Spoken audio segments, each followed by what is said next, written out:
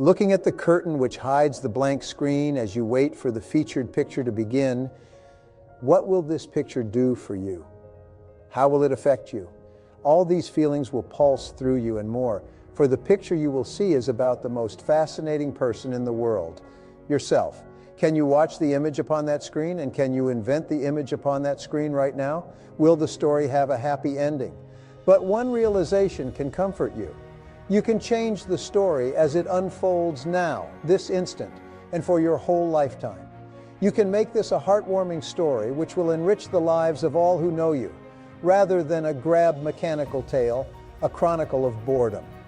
It all depends on what you do with an image you carry inside you, an image which is your most important tool for good or for ill. It all depends on you and your self-image. The self-image is a product of past experiences, successes, and failures, and the way other people react to you. From these factors and from others, you build up a picture of yourself which you believe is true. If it's a good, healthy, successful self-image, fine. But if it can stand some improvement, you can change it for the better and start getting the kind of yourself such a change will bring. Self-image determines the size and kind of person we become. We can remove our self-imposed limitations by enlarging our self-image.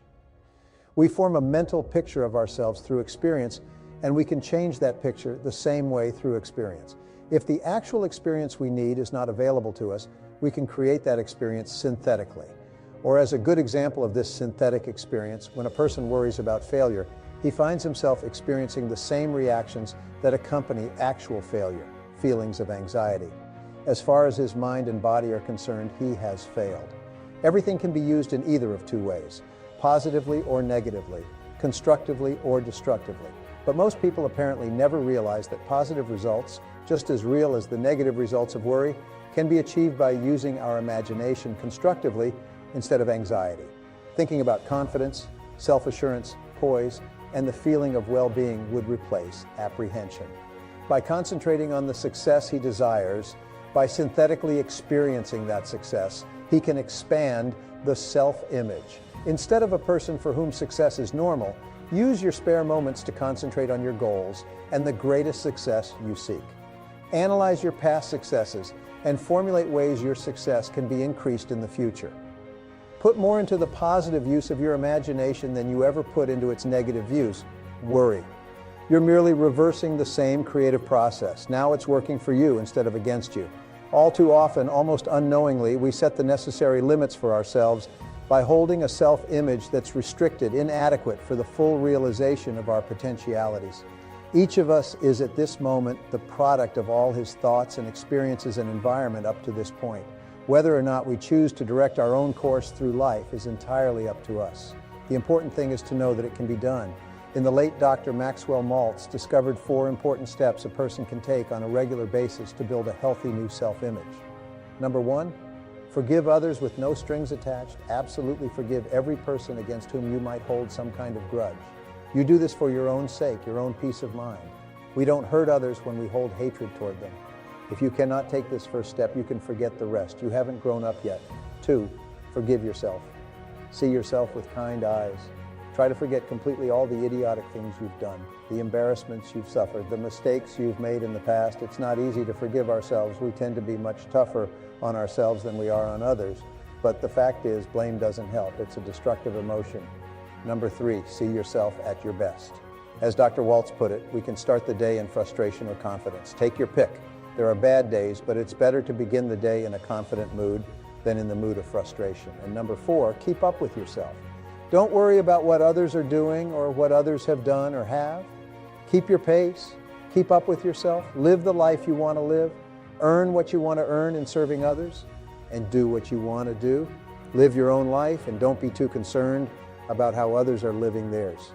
Everybody on earth is inferior to everyone else on earth in certain areas and superior in other areas. It would be completely impossible for any one human being to be as good at everything as every other human being. In his shrine book, Psycho-Cybernetics, Dr. Maxwell Maltz wrote, "Inferiority and superiority are reverse sides of the same coin. The cure lies in realizing that the coin itself is spurious. You are not inferior, nor are you superior. You are simply you. You, as a personality, are not in competition with any other personality simply because There's not another person on the face of the earth like you. You are not like any other person. You're not supposed to be like any other person. And no other person is supposed to be like you. A human being is the finest, the noblest, the most godlike creature ever produced on earth. Not to be thankful for such a gift is the worst kind of ignorance, and an inferiority complex is a phantom, a ghost with no real substance. In the light of knowledge, it disappears. Of all the traps and pitfalls in life, self-doubt is the deadliest and the hardest to overcome, for it is a pit designed and dug by our own hands. We simply must get it through our heads that holding a low opinion of ourselves is not a virtue but a vice. Jealousy, for example, which is the scourge of many marriages, is nearly always caused by self-doubt. Dr. Maxwell Maltz's prescription for restoring your self-esteem. Stop carrying around a mental picture of yourself as a defeated, worthless person. Stop dramatizing yourself as an object of pity and injustice. You know, the word esteem literally means to appreciate the worth of. Why do men stand in awe of the stars and the moon, the immensity of the sea, the beauty of a flower or a sunset, and at the same time downgrade themselves? Do not downgrade the product merely because you haven't used it correctly. Don't childishly blame the product for your own errors, like the schoolboy who said, "This typewriter can't spell." But the biggest secret of self-esteem is this: begin to appreciate other people more. Show respect for any human being merely because he's a child of God and therefore a thing of value. Stop and think when you're dealing with people. Practice treating other people as if they had some value, and surprisingly enough, your own self-esteem will go up. I think most people start out with a wonderful self-image, and then they're ground down quite often by their environment and pushed into little rigid cubby holes into which they're forced to work and live. The possibility of there being two human beings alike is so staggering that it probably has never happened, and will never happen except in the case of single-egg twins. I suppose Louis Mumford has written that the great mass of comfortable, well-fed people of our civilization live lives of emotional apathy and mental torpor. When we're enjoined in the Bible to return good for evil, we look upon this as a moral injunction, which it is, but it's also a psychological prescription for our emotional health. Well-adjusted people frankly admire others for their talents and abilities without feeling envious, without even thinking about it. They seem to know that every person is a product of strengths and weaknesses inherited from all of his ancestors. No two of them were alike, but each one has a slightly different strong point with the standard collection of weaknesses. The most intelligent and healthy thing we can do about it is to make the best use of what we do have. And what we have is considerable. The experts say that each of us has deep reservoirs of ability, even genius, that we habitually fail to make use of. We fail to make use of our own private and individual talents. We forget that other people feel inferior too. Since there's no one else on earth just like us, how can we be inferior? We are each of us, one of a kind, defying rigid comparison by any measuring stick. Your thoughts and feelings about yourself and what you can do or not do are the sum total result of a lifetime of experience and conditioning, and usually have little relationship to what is truly possible for you in personal development. There is a principle or a law of becoming that simply says that each person is in a continual process of becoming or evolving and growing in the direction of his or her dominant thoughts. Your body is also in a state of becoming at a normal rate of cell death and replenishment. You have a brand new body every 7 years, but whereas your physical evolution and becoming is affected by the food that you put into your body, your mental evolution and becoming are largely determined by the thoughts that you put into your mind. The law of concentration says that anything you dwell upon grows in your reality.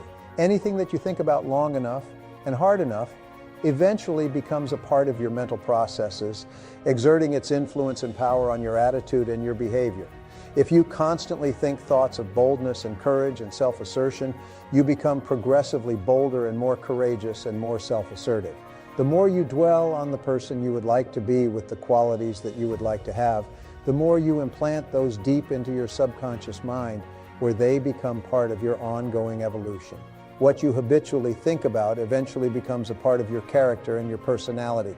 In this sense, you are a self-made man or woman. You aren't where you are and what you are because of the thoughts that you have allowed to preoccupy your mind.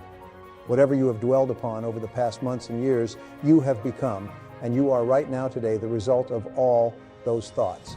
Not only have you made yourself into the person you are today, but you are continuing with the job of construction with every thought you think. Since this is an unavoidable fact of life, the smartest thing that you can do is persistently think the thoughts that are consistent with the kind of person you would like to be.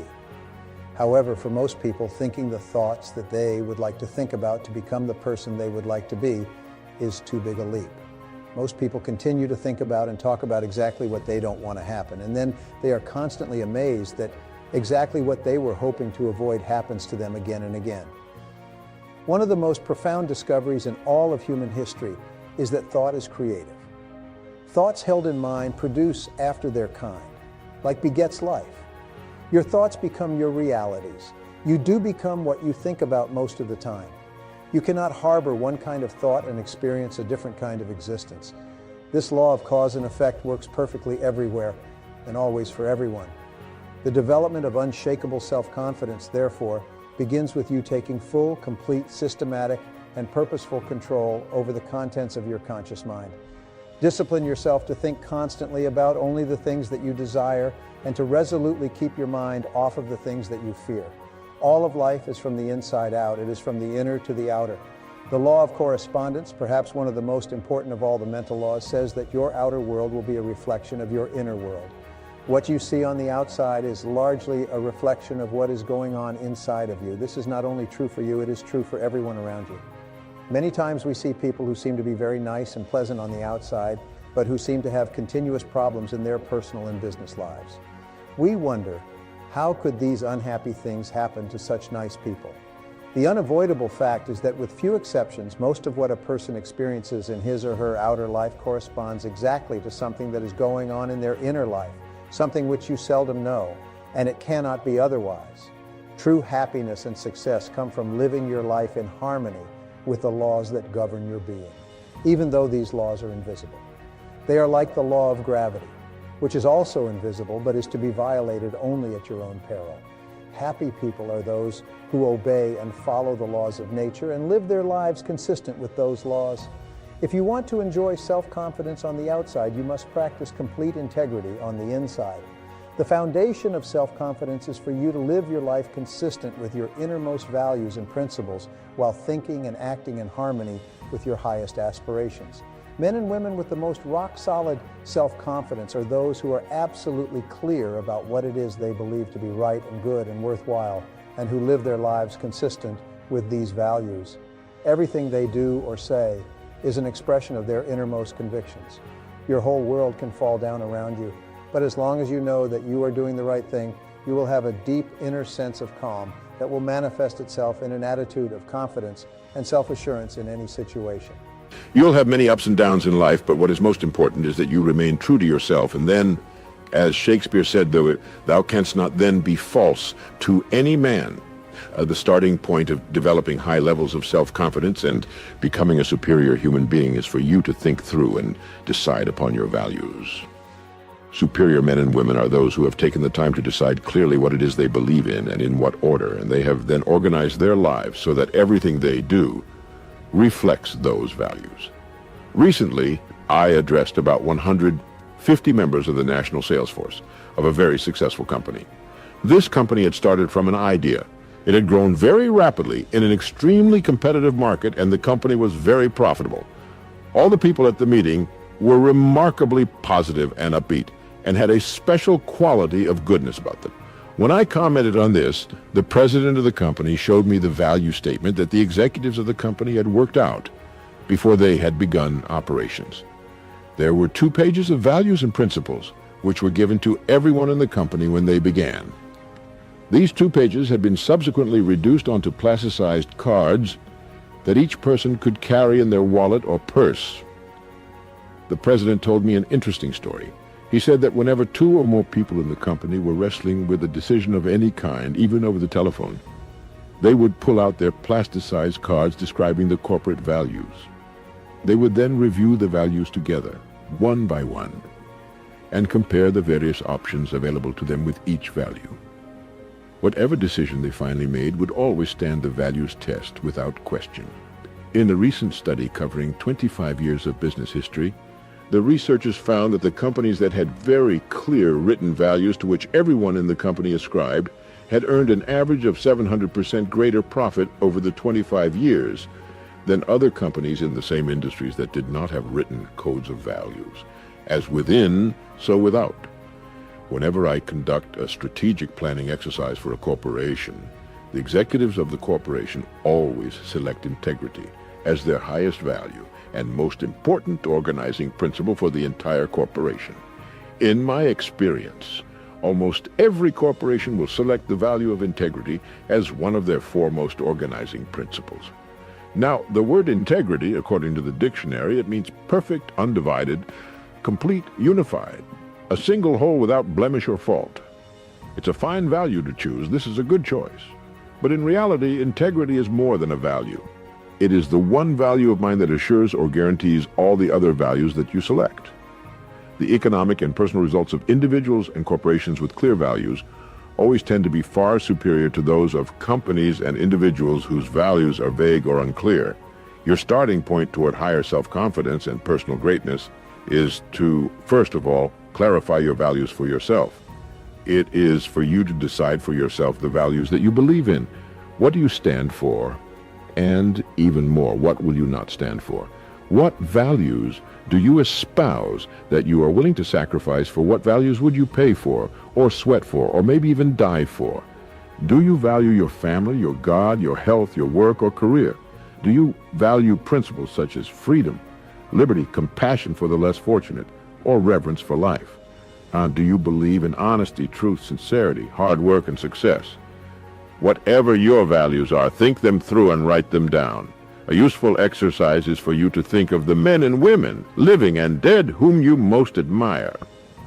What qualities or attributes of these people do you consider the most important? If you could be like any one of these people, which of their qualities would you most want to emulate? When you look around you at the people you admire, what qualities of these people do you consider to be the most important? What qualities do you look for in your friends and associates when you are trying to decide whether or not to become deeply involved with them? What do you think are the fundamental qualities or values that underlie business and personal relationships? What are your values? And when you select a value, if it's to be one of your values at all, it becomes invaluable.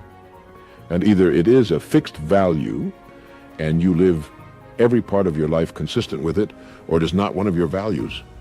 You cannot have a value when it is convenient and put it aside where it is not convenient. You cannot have a little bit of integrity. It must be all or nothing. The act of selecting your values is also the act of clearly stating to yourself and sometimes to others exactly how you will live your life from this moment forward.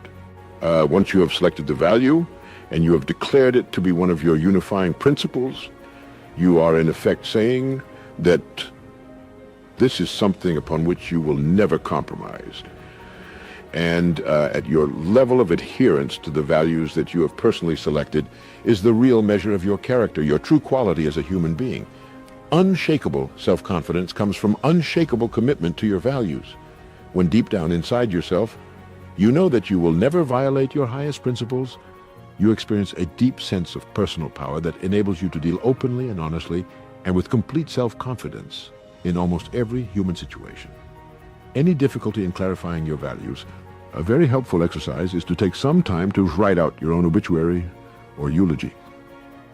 Imagine that everyone you know and care about is gathered at your funeral to pay their last respects.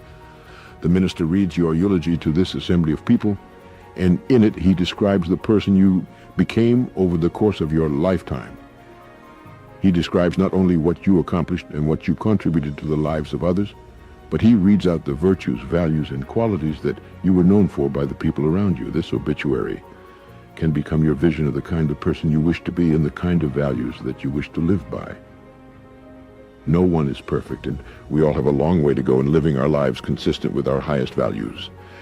But the very exercise of writing out your obituary will exert a powerful influence on everything that you do thereafter. Both consciously and unconsciously, you will be drawn toward living and acting more and more like the person you described in that final testament. Once you've decided upon your values, your work is not over. Now you have to organize your values by priority. You have to decide which value is more important and which value is less important. If you wrote out each of your values on small squares of paper and then you had to throw away all the squares but one, which one would you keep? This then becomes your foremost value. the one that takes precedence over all the others. Which would be your second most important value, your third, your fourth, and so on. Your order of priority is extremely important in determining the kind of person you are and the kind of life you live. Many people organize their values with number 1 being God, number 2 being their family, number 3 being their health, number 4 being their career, and perhaps number 5 being success. A person with this order of values is saying that when push comes to shove, I will always favor the higher order value over the lower order value. If your family comes before your health or your work, you would always sacrifice your health or your work for the well-being of your family. If your order of values was changed and your work or financial success came before your health, you would be saying that you would sacrifice your health if that was necessary to get ahead in your career. I have known businessmen who put career success ahead of their families in their order of priority. When they had to choose one or the other, they regularly chose their work over spending time with their spouse and children. And as a result, both the marriages and the careers have run into serious trouble. Selecting your values and then putting them in order of importance actually creates a mental and emotional structure that enables you to make better decisions and choices in every area of your life. The principle of integrity or adherence to your values seems to be a law of the universe. Whenever you violate or compromise your integrity for anything, there seems to be a great power or force of retribution that will not allow you to get away with it. Integrity seems to be an absolute requirement for successful human living. A failing in integrity or compromising your values not only seems to bring about a punishment that fits the crime, whether it's in business and politics or personal life, but it seems to create a high level of stress, unhappiness, and inner turmoil in the life of the individual. This need for absolute integrity seems to require that you live in truth with all people and under all circumstances. Living in truth means that you never live a lie. It means that you never compromise your integrity for the sake of a job or money or a relationship. It means that you always do and say what you know to be right and true, no matter what the short-term cost or benefit. Living in truth means that you do not pretend or practice self-delusion. You face life, your relationships, and your circumstances exactly as they are, not as you wish they would be. Living in truth means that you never stay in a situation that makes you unhappy or which you feel for any reason is wrong for you. Living in truth means that you set peace of mind as your highest goal and as your core organizing principle. You select all your other goals to be consistent with it. You'll never compromise your peace of mind or anyone or anything else. You do and say only those things that feel perfectly right for you. You accept your own thoughts and feelings completely, whatever they are, and you systematically change each part of your life that is not giving you peace of mind. Only in this way can you enjoy the high levels of self-confidence that are experienced by the superior individual. Only by insisting that everything you do allows you to live in peace with yourself can you feel really terrific about yourself and get along wonderfully in all your relationships. Living consistent with your values is the key to happiness, harmony, well-being, and high levels of self-confidence. And this brings us to the final point in this chapter. Perhaps the most important point of all, it is that your true values are only expressed in your actions, in what you do. You can tell what you truly believe by observing what you do. In any situation where you have to make a choice, especially when you are under stress and pulled in two directions at once with opposing demands or responsibilities, this is when your true values are revealed. The action that you take in any given situation will tell you which of your values is uppermost or whether you have any values at all. It is not what you say or hope or wish or intend, but only what you do that counts. Your choices of the actions you take tell you unerringly who you really are. In fact, you can tell what your values have been in the past by looking back and observing what you did under stress, when you had an important choice to make. Did you listen to the better angels of your nature, or did you compromise for a short-term advantage? A person who says that his or her family comes first, and then has to choose between working late and going to a child's school play or sports activity, and who chooses the child's needs over the boss's requirements, is a person who is living consistent with his or her highest values. Everyone has had the experience of walking away from a job or a relationship, even though considerable sacrifice was involved, because it was the right, though painful, thing to do, and you probably remember how great you felt as a result. Whenever you act consistently with a higher value, you always feel terrific about yourself and your self-confidence soars. But whenever you compromise your values for any reason, you feel uncomfortable, inferior, guilty, and your self-confidence plummets. The fact that your true values are only expressed in your actions brings us to a little-known mental principle called the law of reversibility. It says that just as thoughts and feelings lead to actions consistent with them, the principle is reversible, and actions consistent with particular values or beliefs actually lead to the thoughts and feelings that would have triggered the actions. What this means is that even if you start off lacking a particular quality, if you deliberately act as if you already have the quality, you will eventually create within yourself the mental quality that corresponds to the action. Dr. William James of Harvard put it this way: action seems to follow feelings, but really, action and feelings go together. And by regulating the action, which is under the more direct control of the will, we can indirectly regulate the feeling, which is not. You can develop within yourself a superb set of values by acting as though you already had those values. You can develop integrity and courage and compassion and confidence by behaving as though you already had these qualities. And the more you act apart, especially when you demonstrate these qualities under stress or when you feel like doing or saying something else, the more rapidly these qualities become a permanent part of your mental makeup. The more you practice good values, the more rapidly you become a truly superior person. The keys to developing the unshakable self-confidence that will make everything else possible for you is self-control, self-mastery, and self-discipline. Self-confidence can come directly by behaving in a self-confident manner, but it comes more often indirectly by doing and saying the things and practicing the behaviors that lead to self-confidence. And the most important self-development behavior is living consistently with your highest values at every opportunity. In weightlifting, muscles are developed by repetitive lifting at heavy weights. The heavier the weight and the greater the resistance, the more blood rushes into the capillaries, and the bigger the muscle becomes. In mental development, there's a principle of resistance as well. In developing mental muscles, especially the mental muscular quality of self-confidence, you can use this principle to accelerate your own development.